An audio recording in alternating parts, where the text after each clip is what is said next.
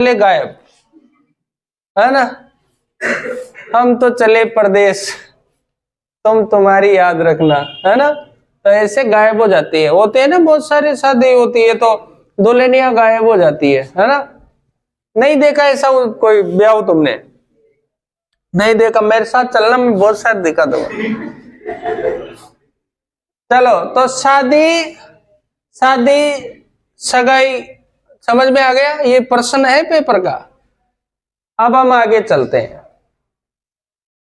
देखिए, संसद सबसे इंपॉर्टेंट पार्ट है जो क्या बनाती है? कानून बनाती है।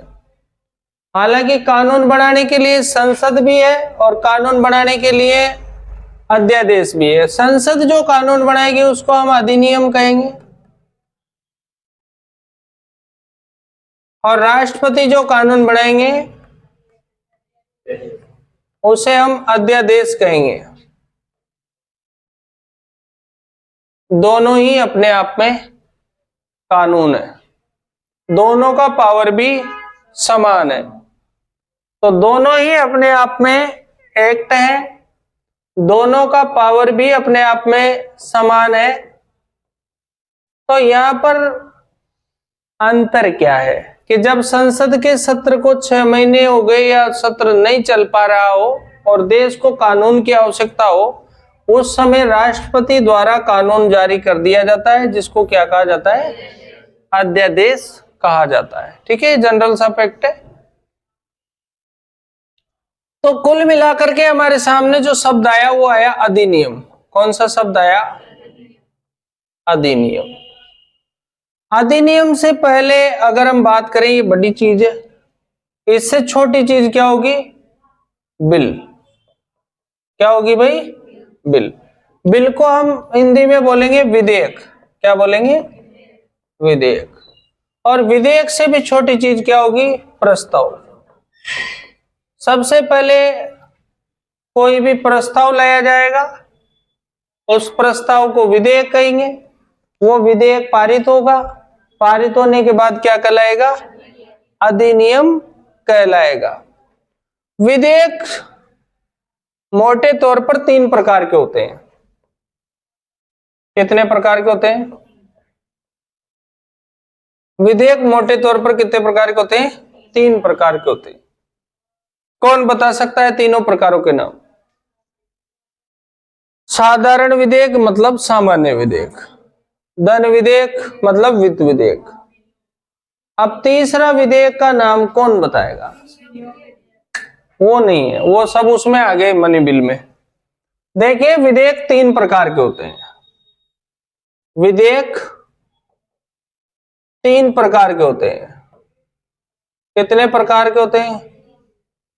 अगर हम सबसे पहले बात करें कि पहला विधेयक कौन सा होता है, जिसको हम कौन सा बोलते हैं? सामान्य विधेयक। सामान्य विधेयक।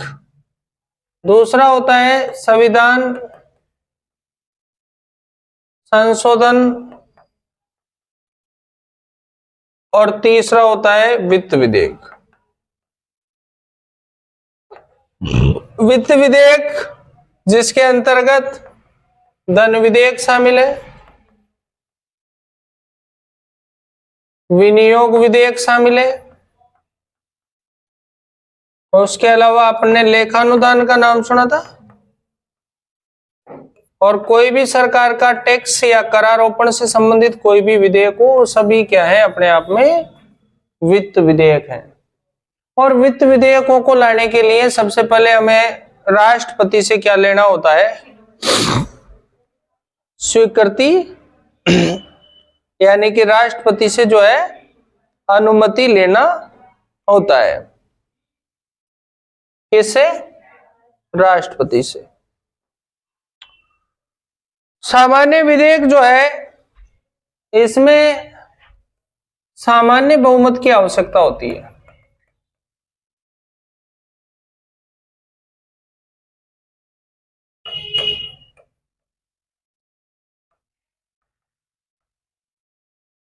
यानी कि सामान्य बहुमत यानी कि 50% +1। इसको हम सामान्य बहुमत कहते हैं।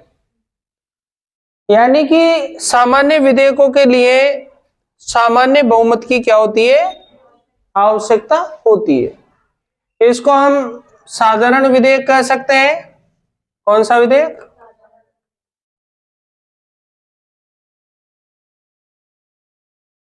हालांकि अगर मैं यहां पर संसदीय प्रक्रिया के हिसाब से बात करूं तो विधेयक दो प्रकार के भी होते हैं, जिनको हम सरकारी और गैर सरकारी विधेयक बोलते हैं। वो सदस्यों की दृष्टि से। किसकी दृष्टि से? यहां पर रियल विधेयक की दृष्टि से विधेयक तीन प्रकार के होते हैं। सामान्य विधेयक पर हम संयुक्त बैठक आयोजित कर सकते हैं। संयुक्त बैठक आर्टिकल 108। ऐसी बैठक को राष्ट्रपति द्वारा बुलाया जाता है और इसकी लोकसभा स्पीकर द्वारा अध्यक्षता की जाती है। यानी कि कुल मिलाकर के इसकी जो अध्यक्षता है वो कौन करता है? संयुक्त बैठक की।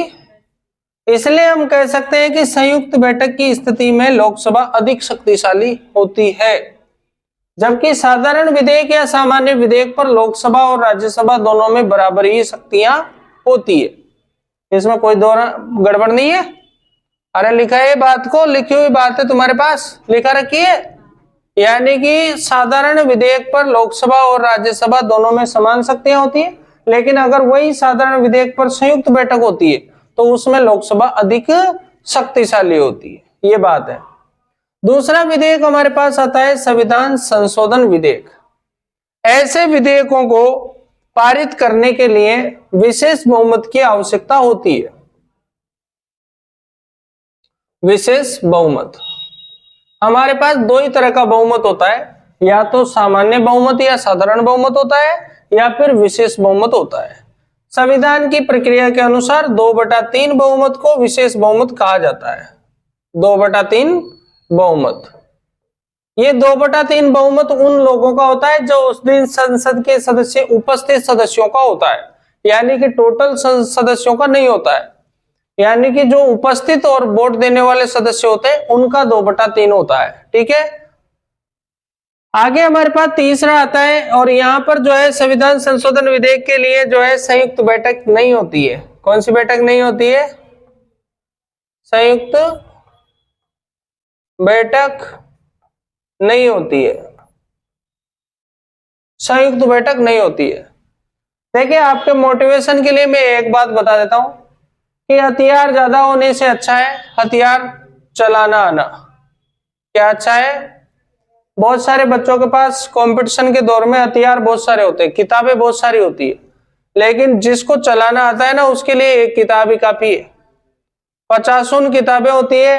अब जैसे महाराणा प्रताप के पास एक तलवार थी। कितनी तलवार थी?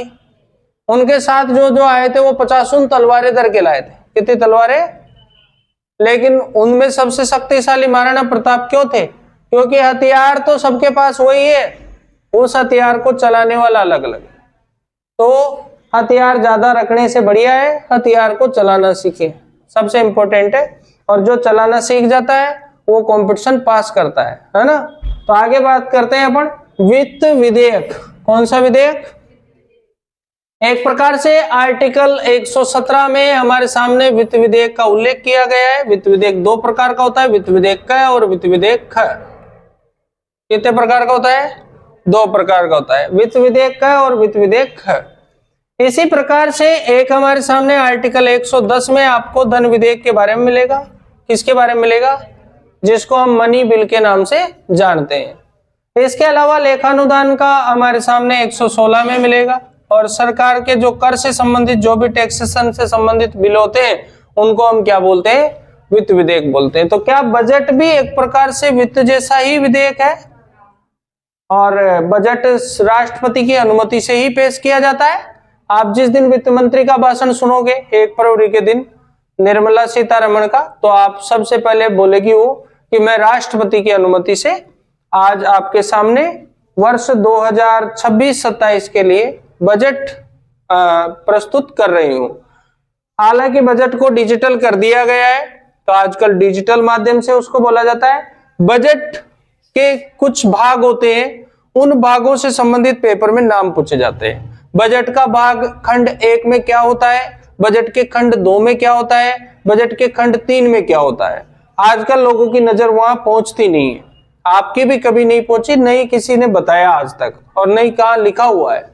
इसको आप लोग देखो, बजट को समझना कि पहले हिस्से में वित्त मंत्री किस बारे में बात कर रहा है, दूसरे हिस्से में वित्त मंत्री किस बारे में बात कर रहा है, और तीसरे हिस्से में वित्त मंत्री किस बारे में बात कर रहा है। जब आप तीनों हिस्सों को ध्यान से देख लोगे, उसके बाद में जब आपके सामने प्रश्न आएगा तो आप आराम से उत्तर लगा दोगे कि पहले हिस्से में चर्चा किस बारे में थी, दूसरे हिस्से में चर्चा किस बारे में थी। इसलिए मैंने आपको बोला है कि हथियारों से ज्यादा हथियार चलाना आना चाहिए। पूरा तुम्हारे पास बजट रखा होगा, पूरा बजट पढ़ लिया होगा, और जो पहला प्रश्न मैंने बोला तुम्हारे सामने कि बजट का खंड पहला किस ओर आकर्षित करता है, वहीं आप निमट जाओगे।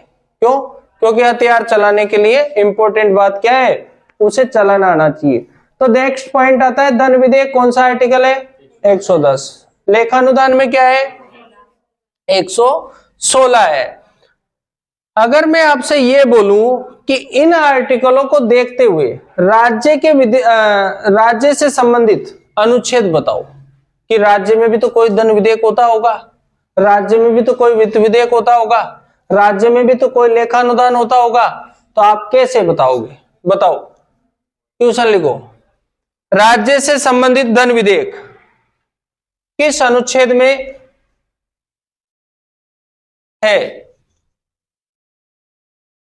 राज्य से संबंधित धन विधेयक किस अनुच्छेद में है? राज्य से संबंधित धन विधेयक कौन से अनुच्छेद में है?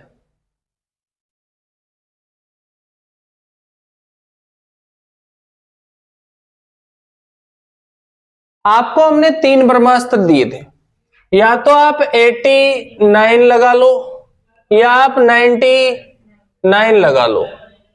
ये ब्रह्मास्त्र का यूज आप स्टेट वाले आर्टिकल जो हैं 100 के ऊपर गए हैं वहां पर 99 का यूज करो।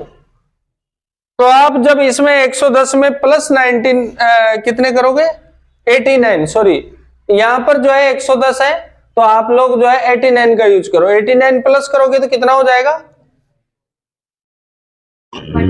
199।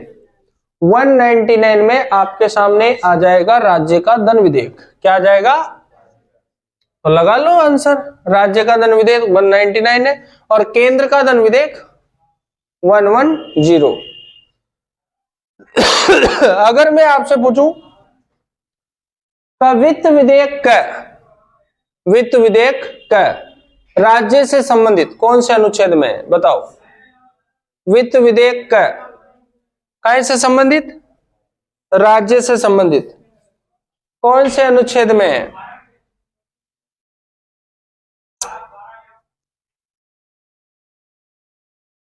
तो 117 में 89 करोगे तो कितना आएगा, 206 आएगा। एक हमारा इसमें ट्रिक 90 वाला भी है, 117 प्लस 90 कितना आएगा, इसमें 107 आएगा। 107 करो, 107 में करेंगे क्या आएगा, 107, आर्टिकल नंबर 107। राज्य का वित्त विधेयक कौन से आर्टिकल में है, 207। अब 207 में क वाला आएगा और 207 में ख वाला आएगा, क्योंकि वो उधर भी एक में ही है ना, 117 में ही है, तो इसलिए उधर 207 में। तो ये पीछे का 7 का आंकड़ा अंडरलाइन रखना, 7 से 7। इधर आपका 9 का आंकड़ा अंडरलाइन में नहीं जाएगा, उधर तो 7 का तो जाएगा। ठीक है, तो ये जुगाड़ है जिससे आप याद रख सकते हो। चलिए, तो आप ये बताइए कि कौन से विधेयक है जिन पर संयुक्त बैठक हो सकती है। सामान्य विधेयक और वित्त विधेयक, इन पर संयुक्त बैठक हो सकती है, लेकिन संविधान संशोधन विधेयक पर संयुक्त बैठक नहीं होती है। तो चलिए आगे बढ़ते हैं, तो लिखो।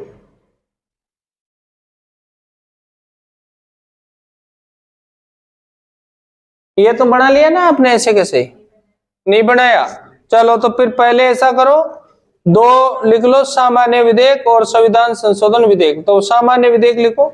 सामान्य विधेयक, इसके लिए संसद को सामान्य बहुमत की आवश्यकता होती है। इसके लिए संसद को सामान्य बहुमत की आवश्यकता होती है। सामान्य विधेयक के लिए संसद को सामान्य बहुमत की क्या होती है? आवश्यकता होती है। दोनों सदनों में टकराव होने पर, दोनों सदनों में टकराव होने पर, बताइए, दोनों सदनों में टकराव होने पर राष्ट्रपति संयुक्त बैठक बुलाता है। कौन बुलाता है? राष्ट्रपति संयुक्त बैठक बुलाता है। कब? जब दोनों सदनों में क्या होता है? टकराव होता है। तो राष्ट्रपति क्या बुलाता है? संयुक्त बैठक बुलाता है।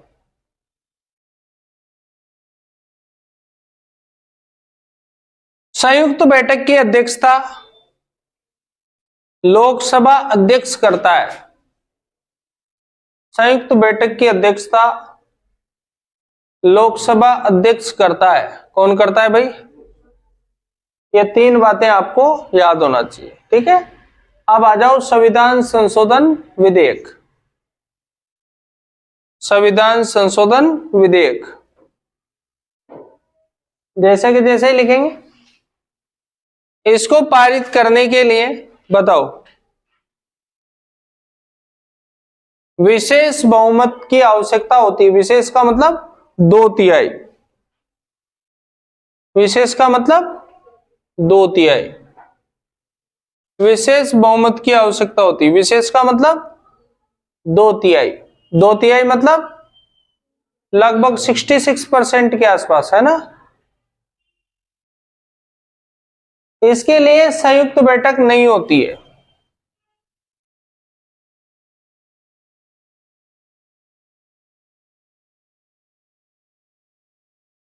इसके लिए संयुक्त बैठक नहीं होती है। क्या यहां तक सही है मामला?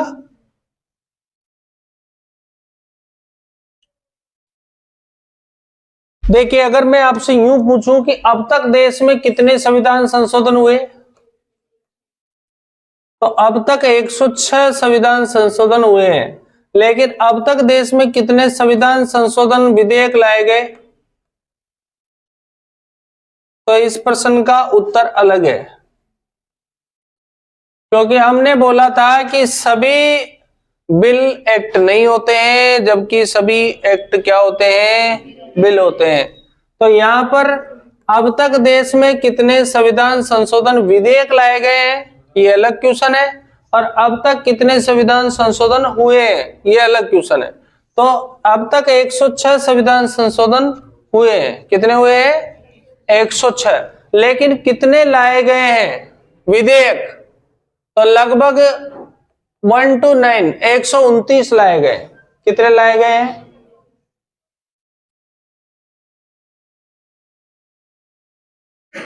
अब तक कितने संविधान संशोधन विधेयक लाए गए हैं, तो आंसर अलग है। कितने संशोधन हुए हैं, तो आंसर अलग है। ठीक है, तो कितने संशोधन हुए हैं? 106। डाटा नोट कर लो। अब तक कुल 106 संशोधन हुए हैं और अब तक 129 संशोधन विधेयक लाए गए हैं। इसको आप जैसे ही न्यूज़पेपर में देखो कि भाई अगला विधेयक आ गया, तो अपडेट कर लेना, है ना, ताकि आप लोगों को समस्या नहीं आए। ये जिस दिन भी होगा उस दिन बहुत बड़ी बात होगी। उसको सरकार प्रचार करेगी, अखबारों में आएगा, टीवी पर आएगा, है ना, जगह जगह आएगा, होर्डिंग्स लगेंगे कि भाई हमने ये संशोधन किया है।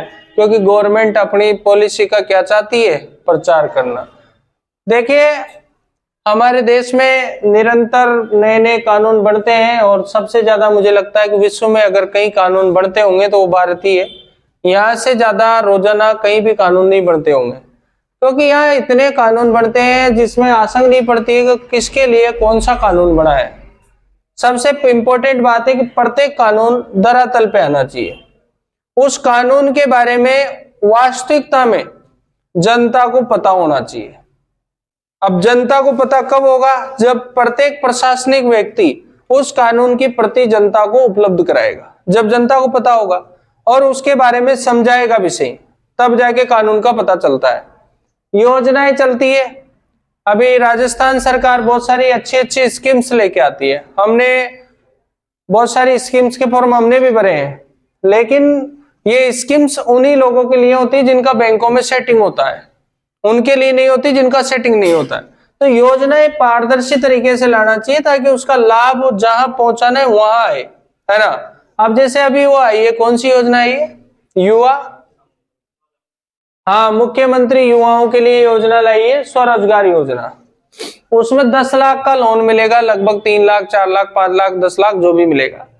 बैंक वाले लोगों पे कोई दबाव नहीं है, वो लोन दे तो दे, नहीं दे तो नहीं दे। तो बैंक पे दबाव कौन देगा? अपन जाके जूते देंगे क्या? हा? जब देश में क्रांति आएगी तो फिर यही होगा। जब गरीब लोगों का शोषण होगा तो फिर क्या होगा? आदमी क्या करेगा? कार्ल मार्क्स ने क्या कहा था, याद है आपको? मजदूरों एक हो जाओ, किसका नारा है ये? और बहुत बड़ी क्रांति हो गई थी, याद है ना। तो क्रांति ऐसे ही होती है, जब एक वर्ग का शोषण होता है और एक वर्ग का शोषण नहीं होता है, वो मजे लेता है। जैसे आजकल पॉलिटिक्स के साथ जो रहेगा वो आनंद में है, बैंक उसकी, पुलिस उसकी, है ना, नौकरी उसकी, सब मतलब गड़बड़ जाला उसका। पिछले 11 वर्षों से राजस्थान में क्या हो रहा है? करप्शन। और आरपीएससी में, उधर बोर्ड में, वही मार्कशीट बना के करप्शन हो रहा है ना। तो ये सब किसका हाथ है? राजनीति का हाथ है। लेकिन वो जो बड़े लोग हैं ना, उनको आगे नहीं लेते हैं, पीछे रखते हैं उनको, और जो छोटे लोग हैं वो अपनी गर्दन पे छुरी चलवा लेते हैं ताकि वो बच जाए, ऐसा है। तो इसके लिए क्या है, देखो, अधिकार मांगना पड़ता है। अपन जैसे लोग पढ़ाई कर रहे हैं, रोजाना पढ़ते हैं, तो अगर माहौल मिले तो फिर एक दिन झंडे गाड़ना पड़ता है, तब जाके क्रांति आती है और फिर सब सूख जाते हैं। चलिए आगे बढ़ते हैं अपन यहाँ पर। तो कौन सा विधेयक था? वित्त विधेयक। अगर हम वित्त विधेयक की बात करते हैं तो ये 3 प्रकार के होते हैं, लिखो, वित्त विधेयक। वित्त विधेयक 3 प्रकार के होते हैं। कितने प्रकार के होते हैं बताओ? 3 प्रकार के होते हैं। वित्त विधेयक कितने प्रकार के होते हैं? 3 प्रकार के होते हैं। कौन बताएगा? वित्त विधेयक 3 प्रकार के होते हैं, कौन बताएगा? नंबर 1, धन विधेयक। नंबर 2, वित्त विधेयक का। नंबर 3, वित्त विधेयक ख। आर्टिकल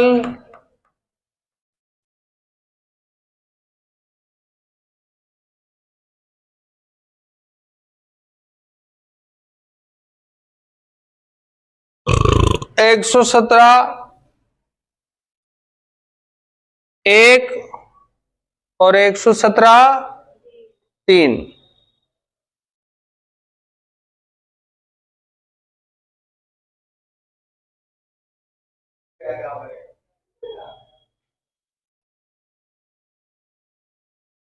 देखिए, हालांकि ये धन से संबंधित ही है, लेकिन धन विधेयक जो है इस पर भी संयुक्त बैठक नहीं होती है। कौन से विधेयक पर? धन विधेयक पर संयुक्त बैठक नहीं होती है, जबकि वित्त विधेयक पर संयुक्त बैठक हो सकती है।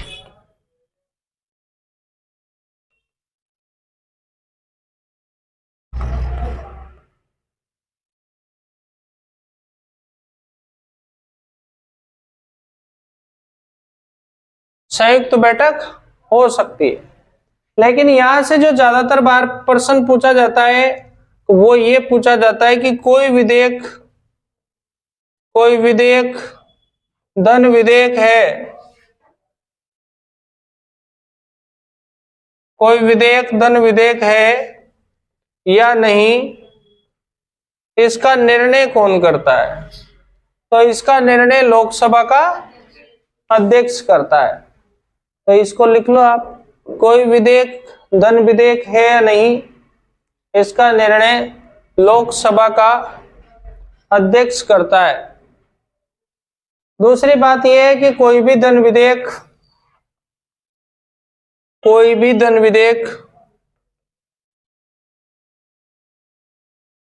किसकी अनुमति से प्रस्तुत किया जाता है।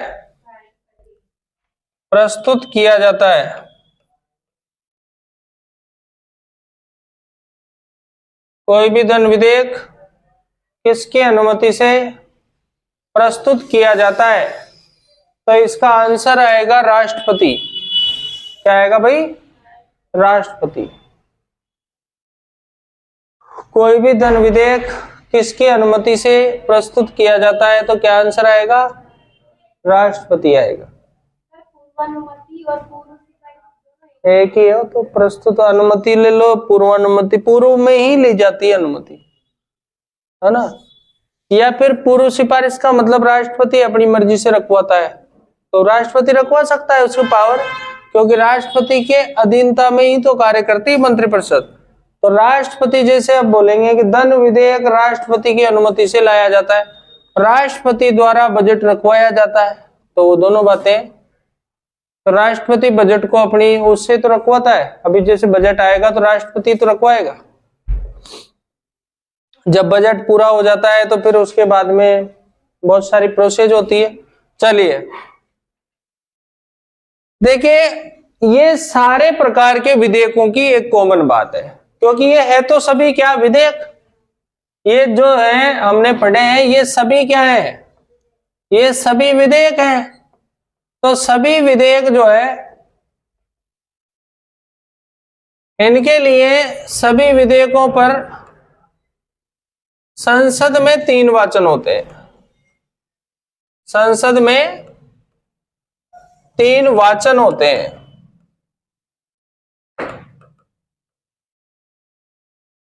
सभी विधेयकों पर संसद में 3 वाचन होते हैं, जिसको हम प्रथम वाचन,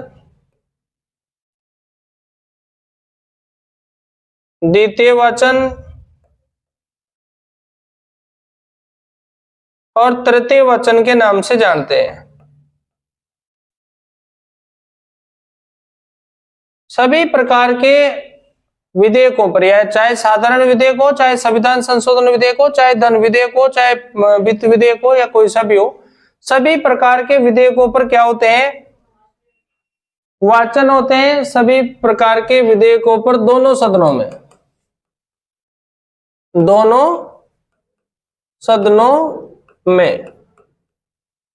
सभी प्रकार के विधेयकों पर दोनों सदनों में, यानी कि संसद में, दोनों सदनों में यानी कि संसद में 3 वाचन होते हैं। कितने वाचन होते हैं? 3 वाचन होते हैं।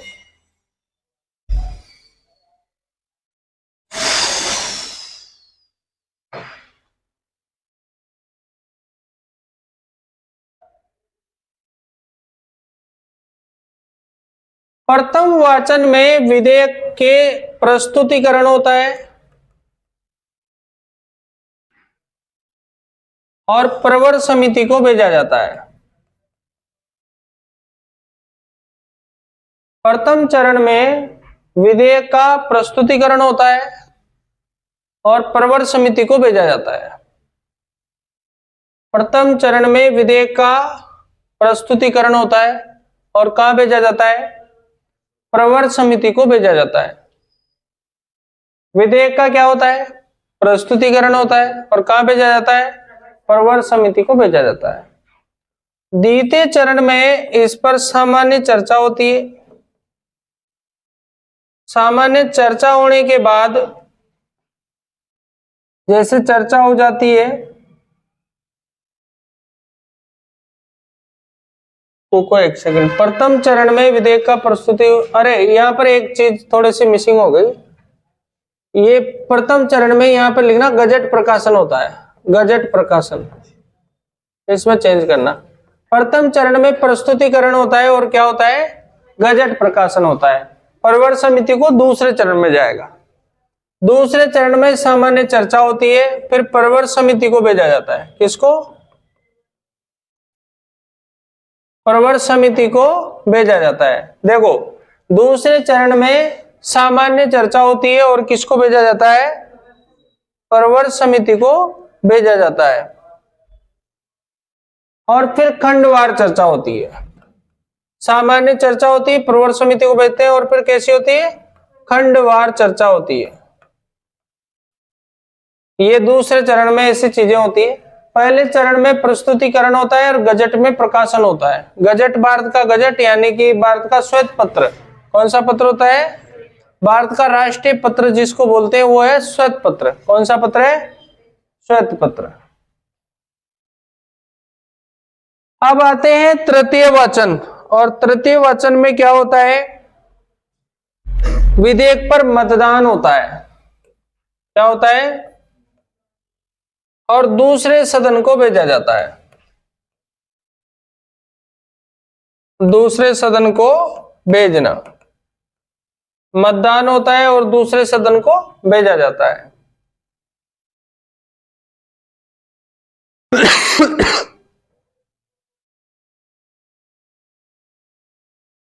सबसे पहले क्या हुआ था? प्रस्तुतिकरण हुआ था, फिर गजट में प्रकाशन हुआ था, फिर क्या हुआ था? सामान्य चर्चा हुई थी। ध्यान से देखो इनको, ये जमवाता है। इनमें से चाहो जिसे 3 शब्द उठा के लाएगा, ये उठा लिया, ये उठा लिया, ये उठा लिया, ये उठा लिया, ये उठा लिया, ये उठा लिया, कोई सा भी उठा लेगा अंटसंट, है ना। और फिर आपसे बोलेगा कि जमाइए, उस कंडीशन में फिर आपको ये जमाना पड़ेगा, ठीक है। और बहुत अच्छा लेवल का प्रश्न आपको मिलेगा, क्योंकि यहाँ पर हमसे गलती हुई थी, हमने सुधार लिया है। यहाँ पर गजट प्रकाशन आएगा सेकंड पे, ठीक है। फिर सामान्य चर्चा, फिर ये चीजें नहीं आती है तो सबको आती है। विधेयक के 3 वाचन होते हैं, प्रथम वाचन, द्वितीय वाचन, तृतीय वाचन, सब जानते हैं। तीनों वाचन होने के बाद दूसरे सदन को भेजा जाता है, ठीक है। वहां पर वही क्रिया दोहराई जाती है, वही क्रिया वापस। और जब ये वापस होने के बाद वहां दूसरे सदन में पारित हो जाता है, दूसरे सदन में क्या हो जाता है? पारित हो जाता है। उसके बाद फिर राष्ट्रपति को भेजा जाता है। किसको? राष्ट्रपति को भेजा जाता है। अब राष्ट्रपति को भेजा जाता है, लेकिन राष्ट्रपति के पास कुछ बातें हैं। अगर वह विधेयक धन विधेयक है तो राष्ट्रपति तुरंत करेगा। क्यों? क्योंकि धन विधेयक तो राष्ट्रपति से पूछ के लाया गया था। अगर वह विधेयक अन्य कोई विधेयक है तो राष्ट्रपति उसमें वीटो का पावर कर सकता है या फिर हस्ताक्षर कर सकता है। तो नंबर 1 तो वो क्या कर दे? हस्ताक्षर। नंबर 2 क्या कर दे? वीटो का प्रयोग कर दे। तो वो या तो साइन कर दे या फिर वीटो का प्रयोग कर दे। वीटो का मतलब निषेधाधिकार होता है। क्या होता है? वो उस विधेयक को क्या कर सकता है? रोक सकता है। बाकी हम 2 चीजें जो कॉमन चीजें हैं वो सभी जानते हैं कि अगर साधारण विधेयक है, कौन सा विधेयक है, तो उसे राज्यसभा 6 माह रोक सकती है। कितने माह? और अगर संविधान संशोधन विधेयक है, कौन सा विधेयक? संविधान संशोधन, उसे भी राज्यसभा 6 माह रोक सकती है। और अगर धन विधेयक है तो उसे राज्यसभा 14 दिन रोक सकती है। 14 दिन बाद वह स्वतः ही पारित हो जाएगा या माना जाएगा। तो साधारण विधेयक 6 माह, संविधान संशोधन विधेयक 6 माह और धन विधेयक 14 दिन, ये राज्यसभा को पावर है रोकने का, ठीक है। तो इस प्रकार से हम इसको भी नोट कर लेंगे। तो विधेयकों पर राष्ट्रपति जो है वो साइन कर देता है, तो उसी के साथ ही वह अधिनियम बन जाता है। तो राष्ट्रपति जैसे ही हस्ताक्षर करता है वो क्या बन जाता है? अधिनियम बन जाता है। अधिनियम को हम क्या बोलते हैं? एक्ट बोलते हैं। तो एक्ट किसके हस्ताक्षर से बनेंगे? राष्ट्रपति के हस्ताक्षर से।